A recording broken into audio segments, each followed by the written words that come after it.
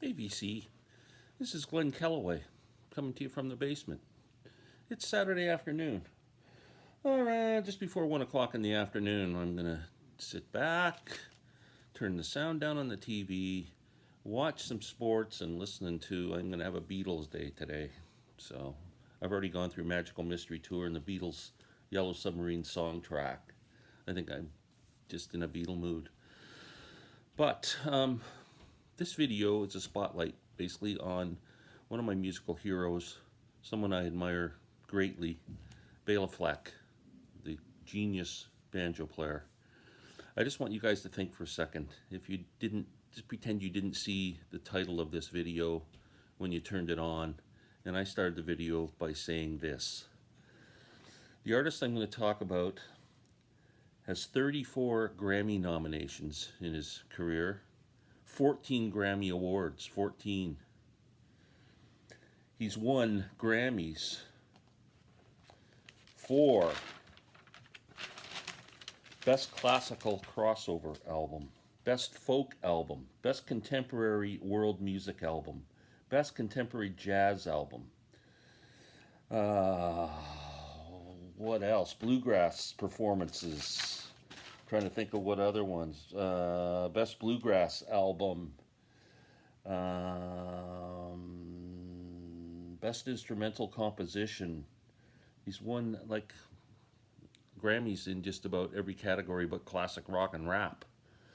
So we're talking about Bela Fleck, a banjo player who has taken the banjo to a whole other level. So for anyone who just stops now and goes, the banjo, hillbilly, bluegrass, whiny, stupid stuff, stop right there, because this man has taken the banjo to a whole other level and introduced it to musical genres that never would have expected to invite an instrument like that into their little group. But Bela was born in New York City, so he's a city kid, and was born in 1958. He was named after a composer, Bela Bartok. I believe he went to like music schools and stuff like that, and was pretty much a phenom when he was a kid. Fell in love with the banjo, excuse me, from watching the Beverly Hillbillies, and then Deliverance, which is kind of the way people have discovered the banjo, I think, that are in our age group.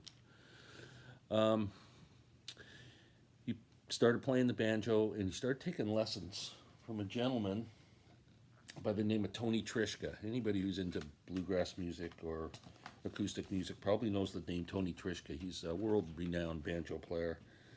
Tony took Bela under his wing and taught him. Here's a CD that Bela and Tony eventually made together. Tony Trischka, Bela Fleck, Solo Banjo Works. Tony taught Bela for a couple of years, and then Bela learned everything he possibly could be taught by Tony. Tony kind of said, "Hey, you're on your own, man. I've shown you every possible thing I know." And good luck to you. So Bela was, I think that was around 1978, and he went to Boston and he joined a bluegrass band called Tasty Licks. They have an album or two out, not easy to find, but great bluegrass band. It was pretty much straight ahead bluegrass music. Nothing that would indicate where Bela was heading. In 1979, though, he came back and he made his first record. It's called Crossing the Tracks. I don't have it. I have records that have a lot of the songs from it. I used to have the album, and I sold it years ago like an idiot because I thought that I didn't have a turntable, and what am I going to do with these records? But now that I want the records back, you can't find them. Just wondering if I have anything solo for Bela to show you. Yeah, like this kind of thing. Like they put out a lot of comps. There's one called Places, one called Daybreak, that has all the early stuff from his first albums. So I was taking banjo lessons at this time. I bought my first banjo around 1975, 76. I ended up taking lessons from this young guy, and I can't remember his name now. I think it was Dave. I know his last name was McNanaman, just in case you're out there somewhere. I think his first name was Dave. Anyway, what a banjo player he was. He was a great musician. He was a bit younger than me, but boy, could he play. And he could play jazz and everything. He was like really good. And he seemed to have his ear to the ground when it came to what was going on in the music community all over. And he was kind of a bit of a pen pal with Larry McNeely. I don't know if you guys know who Larry McNeely was. He was a session musician out of L.A. He actually played a big role in the music in the show Dukes of Hazzard. He made a few bucks doing that, and him and Larry would trade letters back and forth, and he showed me all the letters, and I thought it was really cool. And anyway, he told me about Bela Fleck. So then I'm in the store one day, and I see the Bela Fleck Crossing the Tracks album. Well, instant purchase, bring it home, and it just blows me away, especially Bela doing his version of Chick Corea's Spain. That was just mind-blowing. Think of a music like something that you just never heard before, and you just it takes you in a whole new place for the rest of your life, basically. Shortly after that, I was working at a bluegrass festival called the Carlisle Bluegrass Festival, and Bela was playing with a band called Spectrum. I was working backstage, and got a chance to just every once in a while go up to Bela and say hello and chat a little bit about his music and ask him about his first album. Now the Spectrum band was doing, they were doing a lot of bluegrass, but they were doing a lot of like pop songs and rock songs and taking them into a bluegrass format. The one I remember in particular was Red Rubber Ball, you know, the song The Circle had a hit with. I think Paul Simon was a co-writer of that song. The morning sun is shining like a red rubber ball. They did that as a bluegrass song. So I kind of devoured that all weekend. Every time they were playing, and Bela did a workshop, and I was just like all over it. From there, yeah, he was in Spectrum, and then when he left Spectrum, he started to do, through the 80s, his solo stuff. And he was playing with, the likes of Jerry Douglas and Sam Bush. He joined the Newgrass Revival, which is phenomenal band. I mean, Newgrass Revival's great. Sam Bush, Bela Fleck, John Cowan, the great singer and bass player. They made a lot of albums. They did a great version of Callin' Baton Rouge, which ended up as a big hit for Garth Brooks, but the Newgrass Revival was doing that, and they were doing all kinds of stuff. Like they were doing Bob Marley songs and Beatles songs, and man, they were just outstanding musicians and an incredible band. Also around this time, I started to hear about a music festival that was going on that had all my favorite guys. They never come to Toronto, all these bluegrass heroes, all these kind of long-haired hippie bluegrass guys. They always stayed down south and maybe go up to New York or whatever. But the Telluride Bluegrass Festival in Colorado, and I kept hearing about this festival, and it was like, man, oh man, if I could ever get to Colorado and go to Telluride. It takes place every year at the last week of June. It's always around the 21st, 22nd, summer solstice. So anyway, big fan of Bela playing with the Newgrass Revival. I bought all the albums. They've got live albums and studio albums and stuff. And you can get those records. If you can see those things in used record stores, grab them. They're great. In the late 80s, 1989, I think it was. I'm going to check my notes here. 1988, Bela met Victor Wooten, the incredible bass player, who was more of a funky guy. The Wooten brothers. Victor played with his brothers. There was Roy Wooten, who's a percussionist, and Victor, and I can't remember the other brothers' names. Forgive me, Victor. But 1988. Bela had these ideas in his head where he wanted to take the banjo, and Victor was the perfect partner. Now they're taking bluegrass music and adding funk, rock, and jazz. Frigging incredible. And they come up with this album in 1989. Bela Fleck and the Flecktones. Oh my God, is this an incredible album? There's an instrumental on here called the Sinister Minister. It was up for a Grammy for Best Instrumental Song. I think this album was up for a Grammy for Best Instrumental Album. Fantastic. I didn't know that this was coming out, and I still remember going to Sam the Record Bin in Toronto one day and seeing the CD and going, oh my Lord, what is this? And taking it home and being blown away. It is just so different, man. If you want something instrumental, if you want to add some jazz and funk, and I mean, just incredible. So shortly after that, I got to see Bela Fleck and the Flecktones for the first time. They played in Toronto at this place called the Bamboo Club on Queen Street West. If anybody in Toronto is watching, I had got my wife Lynn and I got there early, front row freaking seat, like we were like this far from the stage. And wow, wow, wow, wow. Just mind-blowing, incredible.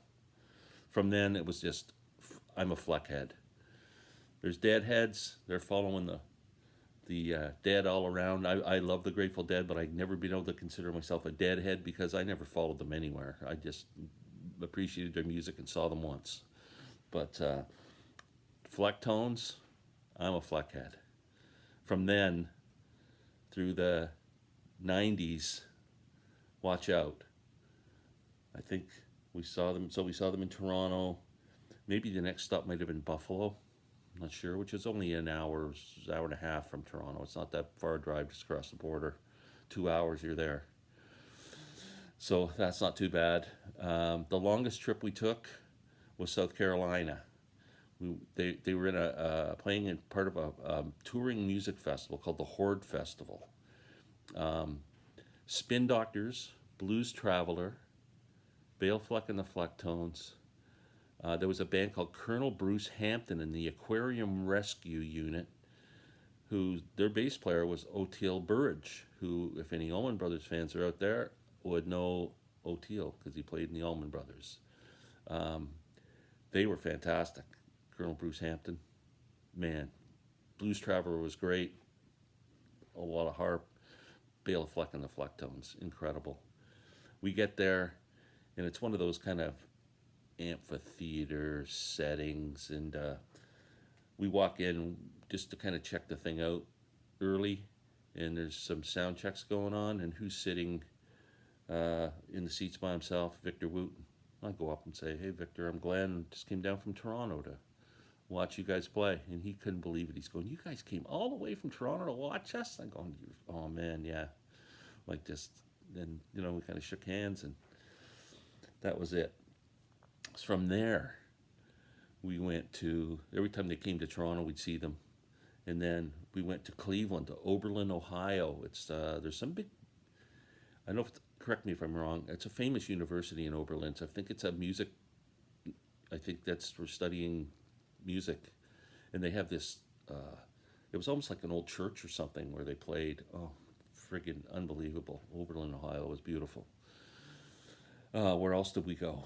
Oh, Montreal, the Jazz Festival. Saw them there a couple times, I think. Probably back to Buffalo again. Rochester, New York. We went to Boston. Saw them in Boston, and then New Hampshire. We went to this place called Lake Winnipesaukee. Anybody ever saw the movie What About Bob with Richard Dreyfuss and Bill Murray? Great movie. They're on Lake Winnipesaukee. That's where Richard, the doctor, has his cottage, and Bill Murray keeps bugging him. We went there, and we stayed in this little resort on the lake, and right beside it was an amphitheater. I can't remember what it was called. It's the coolest place, and it's still around, and in the summer they have great concerts. So I looked it up, and Bela Fleck and the Flecktones are playing there, and Bruce Hornsby. And I love Bruce Hornsby, too. We went, what a great frickin' show.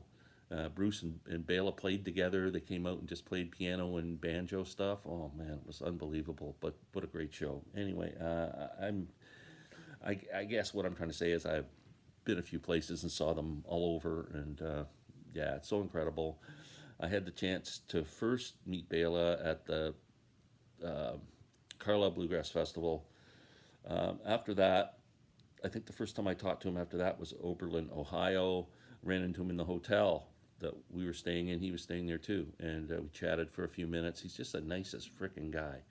So my biggest thrill is there was a venue in Toronto called Ontario Place Forum. This is going back to the mid 90s, I'm going to say. It was a concert facility in the round. So the stage was round and the seats surrounded it. And there wasn't that many rows of seats, maybe 15. And then the hill outside you could sit on the hill if the seats got full. But the stage revolved. So I think it revolved 2.5 times in a 2-hour period, something like that. It was very slow moving around, but what a great venue. And it was at a place called Ontario Place, which still exists, I think. It's right down by the lake, and it's like a water park and lots of parkland and stuff like that. It was a place to go with family and things. So Bela was playing there in the summer, and I bought tickets. I bought 4 tickets. I bought for Lynn and I and my 2 daughters, Andrea and Stephanie, who were fairly young at the time. They wouldn't have been into it. They might have been 12, and, I don't know, maybe 13 and 10 or something. I don't know, maybe, I don't even know if they're that old. Anyway, so the plan was that I would take the kids down there all day, and we would enjoy the water park and the parkland, and then Lynn would work, and she worked, and after work she would meet us down there. So we're spending the day down there, and we're having fun. And I think it's about 1 or 2 in the afternoon. We go just walking, and who comes walking towards us but Bela and Victor and Roy and Jeff Coffin, I think, was in the band at that time. Stand there. They see me. I got a Bela Fleck hat on. I got a Bela Fleck and the Flecktones t-shirt, this bright yellow t-shirt. And they go, "Oh, hey, how's it going?" And I go, "Oh, good, man. What's going on?" So we're standing there talking. And I said, "What are you guys doing?" They said, "They're going bungee jumping."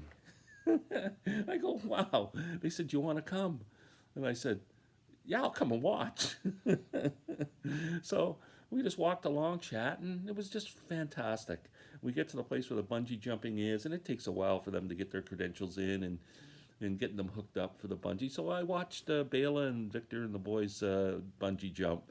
And in between the jumps, Bela and I sat and talked about the banjo and his career and whatever else. It was just a magical, magical day for me. I'll never forget it. It was so cool. Anyway, I love the man. He's great. Let me show you a few things. First of all, Bela is up for a Grammy Award this year for where is it? I wrote it down.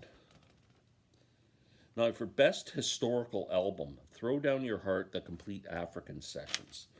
So, a few years ago, Bela went to Africa, which is where the banjo comes from, and to kind of see the musical history of the instrument, meet some people who play different instruments in Africa, and play with them and trying just to come up with something. He made an incredible documentary called Throw Down Your Heart. This is the soundtrack of it. If you like African music, Bela Fleck, Throw Down Your Heart, African Sessions is just a beautiful, beautiful album. So recently, he's put out a complete African Sessions package with the movie and I think 3 CDs of music and stuff like that, and that's what's up for the Grammy this year. So good luck, Bela, with that, because it's fantastic. This is a well worth watching, great music documentary. You can watch it free on YouTube. Throw Down Your Heart, Bela Fleck. Oh, what else do I want to talk about here? How about some of his collaborations?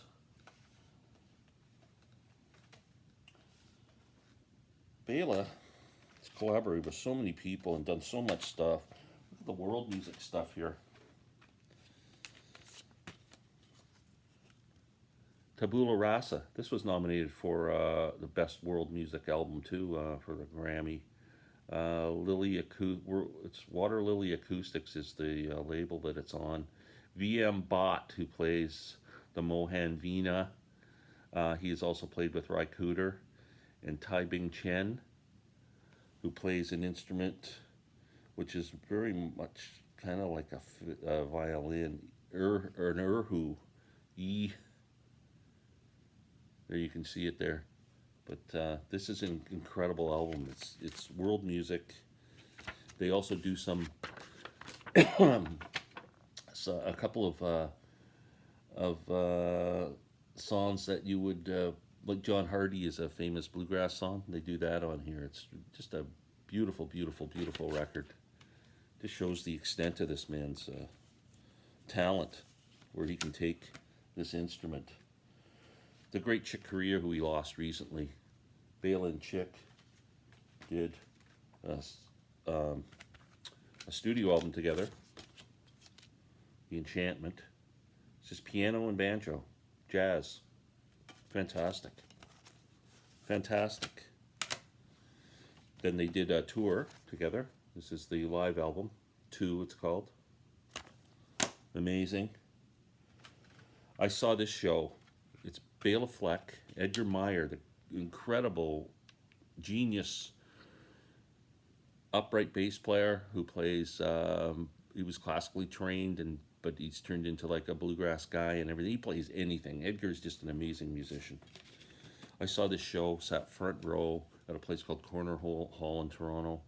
The Melody of Rhythm, Bela Fleck, Zakir Hussain, the incredible tabla player, and Victor Meyer. This is a fantastic album. The Melody of Rhythm.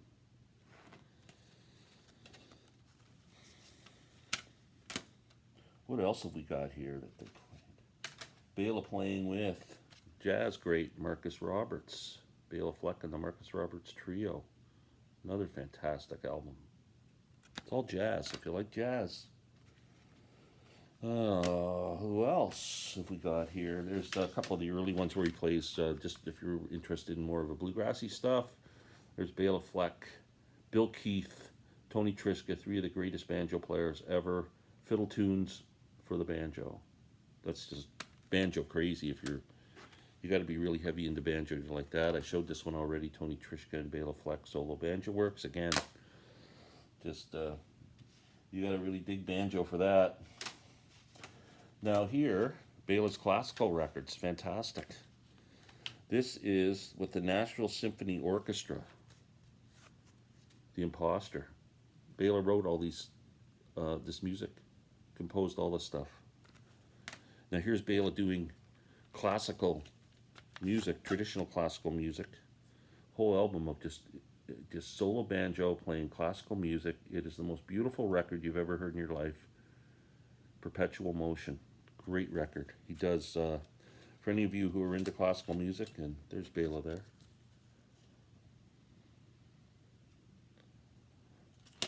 For any of you who are into classical music, I'll try and Scarlatti, keyboard sonata in C major. Bach, 2-part invention, number 13. Debussy, Dr. Oh my God. Gratis ad. Oh no, I can't even read that. From Children's Corner. Chopin. He does more Bach on here. More Chopin. Tchaikovsky, Brahms, Beethoven. He does Adagio Sostenuto from Moonlight Sonata. And then seven variations of God Save the King, which is Beethoven. Incredible, incredible record. If you just want some background music to sit and chill to, this is gorgeous. Perpetual Motion. Okay, some of the cool stuff that Bela's done. These are some of his solo albums. Drive, great album. It's a mixture of all kinds of stuff on here. It's there's some it's bluegrass based, but it just takes it to another level. Different, adds few different little things to it. So Drive's a great one. Natural Bridge is a beautiful album, another great one. Natural Bridge is a great song. Inroads and Places. These CDs are all available. If you find, do me a favor, if anybody ever goes record hunting and finds a Bela Fleck vinyl album, please buy it and figure out how to send it to me. I'll pay for it. These were interesting albums. He did a thing called Tales from the Acoustic Planet, where he included a bunch of people on here to play with. Let's see if I can get the list of people he's got on here. Paul McCandless, who plays an oboe. Tony Rice, a great guitarist. Jerry Douglas, a great oboe player. Bruce Hornsby, Chick Corea, Branford Marsalis. Tales from the Acoustic Planet.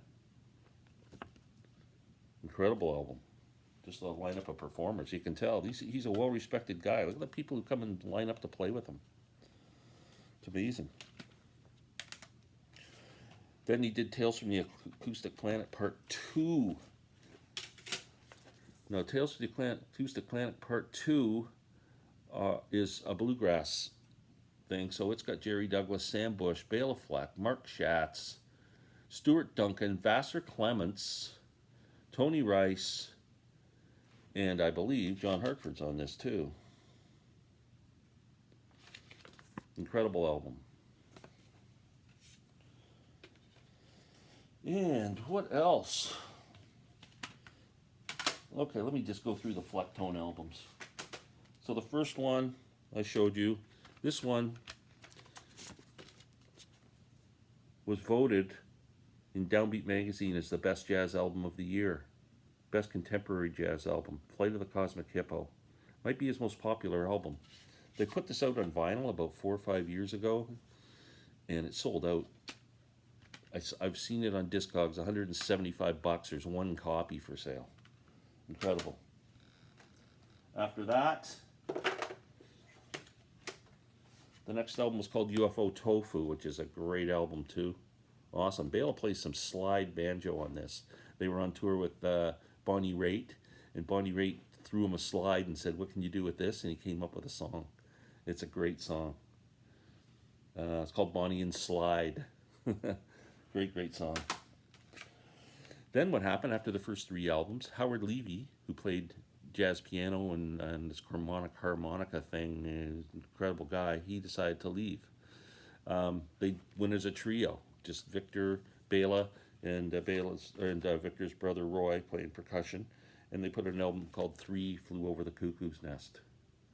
They were still amazing as a trio. I mean, just so talented. Here's Bela again. What a cool guy. So then they put out a live album, Live Art, which is the 3 of them as well. Great live album. After that, they hooked up with a sax player by the name of Jeff Coffin. Any of you guys are Dave Matthews Band fans, you'll know that Jeff eventually left the Flecktones and took over for, I wish I could remember that guy's name's Bruford, I think. He passed away. It's sad. He died in an accident, and they chose Jeff as a replacement for him, but man, did he add a lot to the Flecktones. It was great. So now we've got funk, and we've got a sax to play along. This is autographed for me when I saw them. Oh, and Jeff did an album with them called Left of Cool, which is a great album too. And you know who guests on Left of Cool? John Anderson from Yes. Yeah. There they all on Jeff's, bouncing on Jeff's bald head.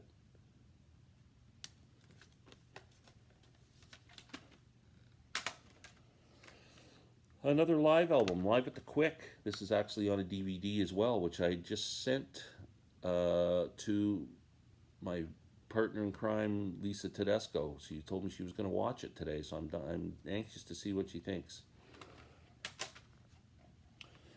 Put out a greatest hits album. Bela Fleck and the Flecktones, greatest hits. How's that? This is great if you just want something. Greatest hits of the 20th century. Bela Fleck and the Flecktones. Fantastic stuff. I love this album. Triple album. Little Worlds, it's called. You can also buy this as a single album. They just put a few songs on it. But if you know, for the big fans, there's Victor and Bela and Jeff Coffin and Future Man, they call him, Roy Wooten. And these are the last couple albums they've released. The Hidden Land, and Rocket Science is their latest album. It's great. It's been out for a while, but it's a super album. I was listening to it last night. I haven't heard it for a while. And then I have this. I don't know if this is a official release or not, but I ended up with it somehow. It's live. It's a legendary radio transmissions. Bela Fleck and the Flecktones, Flying Saucer Dudes. So it's pretty cool. That's about it. Yeah, it's just, the Bela journey continues. I can't say enough about the man. I could just sit here and mumble on about him forever. But I hope you enjoyed this, and I hope you will check it out. Check out his music.